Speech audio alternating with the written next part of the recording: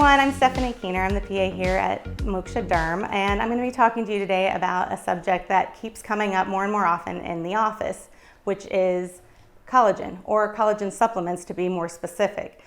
People want to know if this is something that is a viable option to help with some of the anti-aging issues, things with photo damage, and of course just regular age. So just a little bit of background about collagen. There are multiple types of collagen that are found throughout the body. The one that we are most concerned with is type 1 collagen. That's the type that's found in our dermis, which is that middle layer of the skin. Type 1 collagen is often called the scaffolding of the skin because it's what gives us that firmness, helps keep our skin looking youthful. Unfortunately, as we get older, we start to produce less and less collagen every year.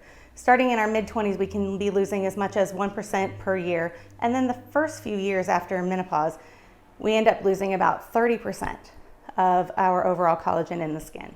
That's when you're going to start to see that thinning of the skin. You're going to have a little less firmness, maybe drier skin, and start to see some wrinkles start to appear as we go through that. So, one question you might be asking is, if we're concerned about how our skin looks, why are we trying to take a supplement rather than putting it directly onto our skin?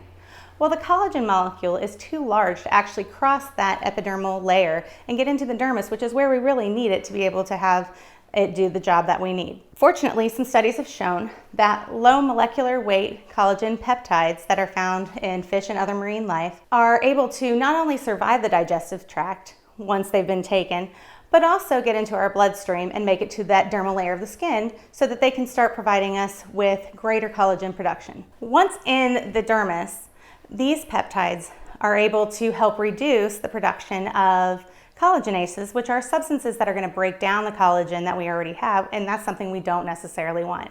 They can also call in the help from fibroblasts, which are cells that help make the elastin fibers and help promote the synthesis of hyaluronic acid. So those two things are going to help with that firmness and the hydration levels that we want to maintain in our skin.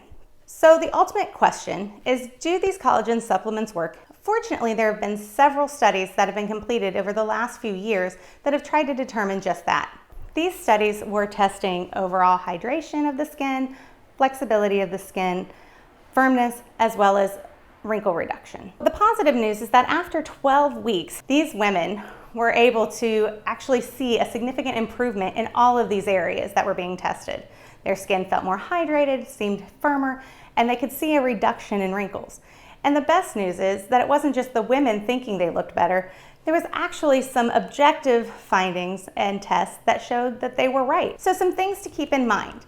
Once you start this process, you are going to need to continue taking these supplements if you want to maintain those results. It's also important to make sure that you are using proper sun protection with an SPF of 30 or more, as well as keeping hydrated. We can't count on our collagen to do everything for us. We have to have some responsibility in this. Bottom line, it looks like it's a great option for people who want to try to have an overall better look to their skin. I know it's something that I'm going to try, and I'm pretty sure I talked my husband into doing it too.